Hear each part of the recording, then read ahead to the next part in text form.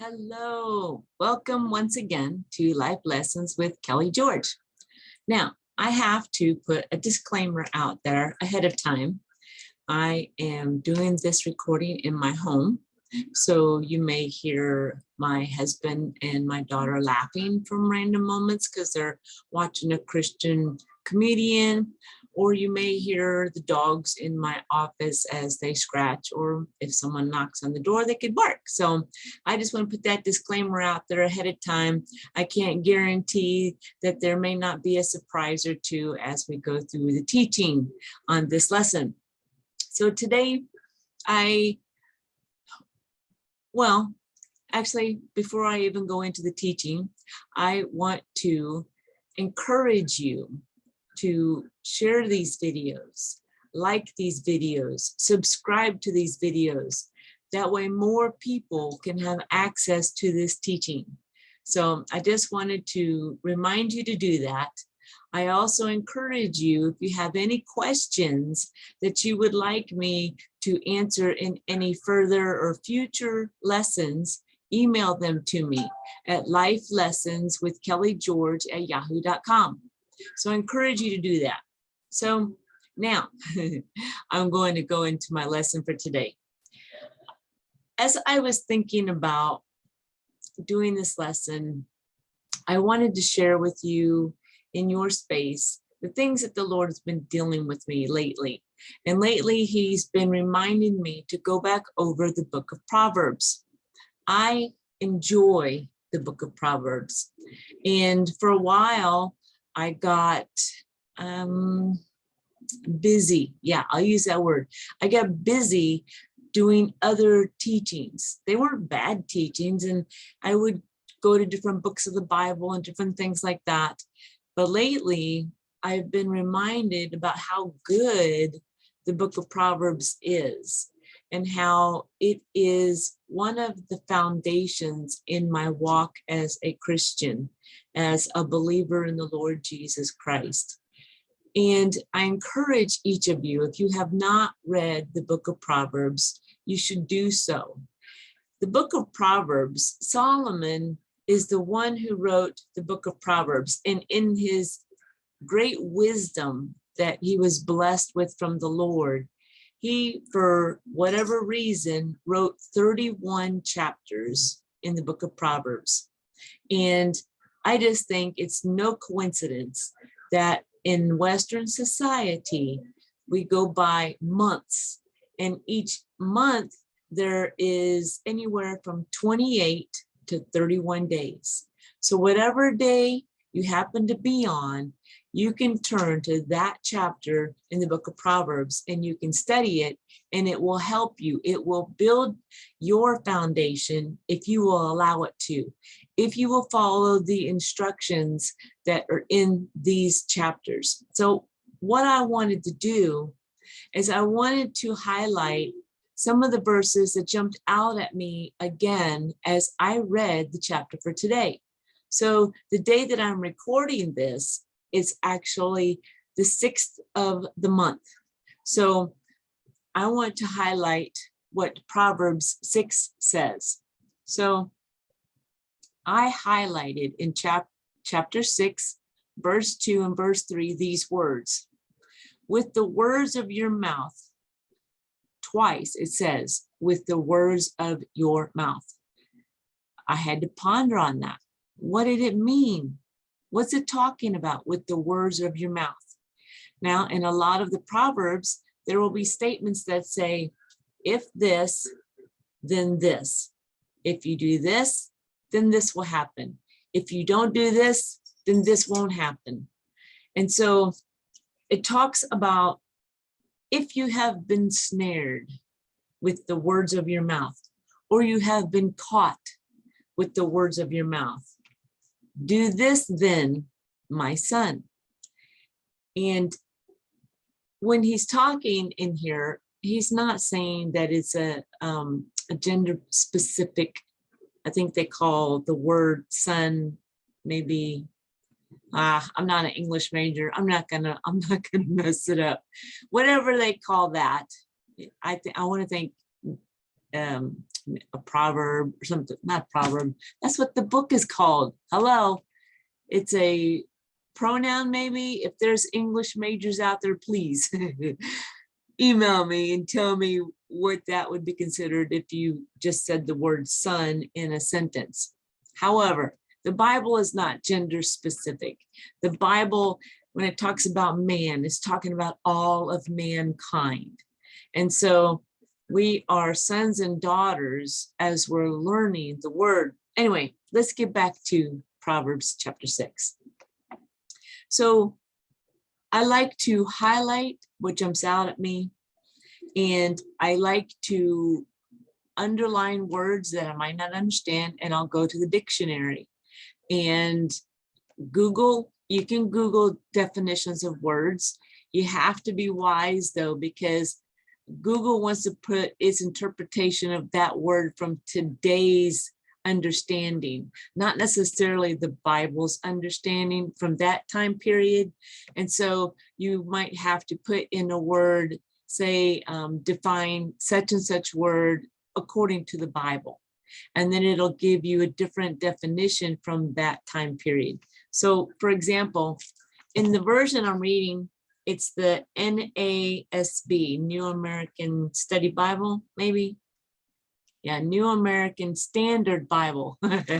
S can mean a lot of things. You know, for example, when texting was a new thing and my husband was learning about texting and using abbreviations for things, he thought LOL was lots of laughs. And so people would send him all kinds of things and then they would put LOL. And he thought, no, I got it backwards. He thought it said lots of love because it means laugh out loud, LOL. And so when people would reply something, he would reply LOL for lots of love when they were thinking he was saying lots of laugh. So that was very interesting conversations that he would have. So I made a little goof like that with the NASB, the New American Study Bible, which this is a study Bible, but it's the Founder's Bible, Study Bible, but it's in the New American Standard Bible version. Anyway, okay, back to the lesson. So one of the words was importune in verse 3. So when you get caught in your words, ensnared in your words, it says to go, humble yourself and importune your neighbor. And I was like, what in the world is importune? And so I looked it up. It means to persist or to harass. So you're bugging them. So you quickly said something, agreed to something, committed yourself to something that you shouldn't have done.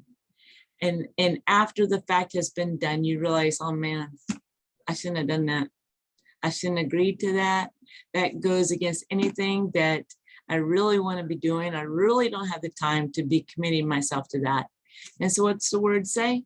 It says you go to them and you bug them and you, in a loving way, harass them till you get yourself out of the situation. Then it says, further on down, it instructs me how not to be. So like in verse 10, a little sleep, a little slumber, a little folding of the hands to rest. Your poverty will come in like a vagabond. You know, I don't know the definition of vagabond, and I didn't Google it, and I didn't look it up. But to me, that made me think that it was, I don't want to be somebody who is considered lazy. I don't want to be somebody who doesn't get an assignment done that's been assigned to them. I don't want to be somebody that is not achieving all that God wants them to achieve. And so if I say, well, here's an example I can use from my life. I was a bad hoarder. I wasn't as bad as some, but I held on to a lot of things. And I would say, oh, well, I'll put that way tomorrow. I'll put that way tomorrow. Oh, I'll do the laundry tomorrow. Oh, It won't hurt to have the dishes in the sink all night long. I'll just do them in the morning and get up in the morning, and guess what? Oh, I don't want to do them. I'll just wait. I'll just put it off. To me, this is saying when you put things off and you don't get accomplished what needs to get accomplished. For me, I was being a sluggard. For me, poverty was coming upon me because I wasn't being diligent and being disciplined to do things, do them, just get it done. If I see something laying on the floor, I can't expect somebody else to walk up to that, whatever that is, piece of paper, a dirty sock, a hand towel that's been used and got thrown on the floor. Some people do walk around expecting other people to pick it up if they see it, but if no one does, I can't just leave it there. I have to pick it up. It's not that I was forced to pick it up or that someone was going to yell at me if I didn't pick it up. It was because it needed to be picked up. It was the next right thing to do. And I learned these things through the word. Verse 12, it says, a worthless person, a wicked man, is the one who walks with a perverse mouth. And then as I was reading that, sometimes I'll look at a verse that's been written and I rearrange it with a highlighter and pen or pencil. And for this one, I highlighted, one who walks with a perverse mouth is worthless. All those words are in that verse. And that spoke volumes to me that I want what I speak to be. I have a little sign on my computer that says, help me bring teaching others can trust. How am I bringing teaching? I'm using my mouth. I'm using words. I want my teaching to not be with a perverse mouth, because I don't want to be a worthless person. I want to be a person of worth something. And that can be just as simple, something as simple as changing how I speak. When you're speaking with people, do you notice their spirits getting deflated? Do you notice them getting angry? Do you notice them getting bothered? It may be you're not reading the word enough. You're not allowing it to change you from the inside out. I had to use this to change me from the inside out. I'm going to go on a little bit further and I'm going to show you why. In verse 20, I'm going to drop down to verse 20 in chapter 6. It says, my son, observe the commandment of your father and do not forsake the teaching of your mother. Bind them continually on your heart, tie them around your neck. Then when you jump down to 23, it says, for the commandment is a lamp and the teaching is light. And I was like, commandment and teaching, that was just up here. Commandment and teaching. Commandment of your father, teaching of your mother. Well, if you were like me and you didn't have parents that had a strong foundation, they didn't know how to take control of their own bodies, much less be able to teach a healthy way for me to learn how to be. They didn't have good commandments. They didn't have good teaching. So where did I go? Right here. The word, right there. Chapter 6 is one of the chapters. The book of John is one of the books. Ephesians is one of the books. I just want to encourage you. God is not a respecter of persons. If he can take this person who was broken, messed up, busted and disgusted, hurting from the inside out, hurting others, not realizing the reason I was hurting others was because I was hurting so much. I learned who to be, how to be from the word. And if I can do it, I know you can do it. If I made B's and C's in high school, that was stretching it. I made a lot of C's and I was pulling hard to make any B's. I finally did pretty good in my senior year. I did so good that I was able to finally, after all 4 years, earn the honor of being on the National Honor Society. That took a lot because I didn't have good commandments and good teachings of my parents. I watched how I didn't want to be, but I didn't know how not to be what they were. But the word showed me how. And if the word can do it for me, the word can do it for you. You have to choose what you're wanting. Are you wanting a better life than you have now? That comes from the words we speak. It comes from what we study, but it's our choice. God's not going to force this word on us. We have to do the work. It says, a little sleep, a little slumber, a little folding of the hands to rest. That's verse 10. Your poverty will come in like a vagabond and your need like an armed man. Verse 11. It's all right there. If we don't do the work, we can't have wholeness in every area of our lives. And we can't have prosperity in every area of our lives. Prosperity is more than just money.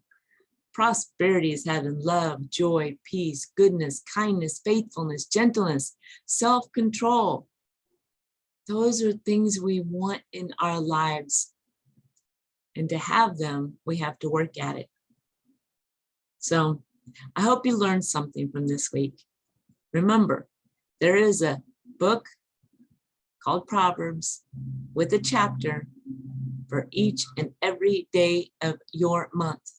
So if tomorrow happens to be the 10th, which it's not, tomorrow's the 7th, you would open up to chapter 10. If tomorrow was the 17th, you would open up to chapter 17. And you have to read it. You have to study it. Make it your own. Because without it, you can't have the blessings. The blessings come from changing from the inside out. When we change from the inside out, our lens that we look through, like a camera person looks through to take a photo, it changes. And our life will just keep getting better and better. I know from personal experience. So I know if it happens for me, because of all I do to get into this word, I know it'll happen for you. So with that, I'm going to say thank you for allowing me into your space. And I look forward to our next meeting. God bless you. Bye-bye.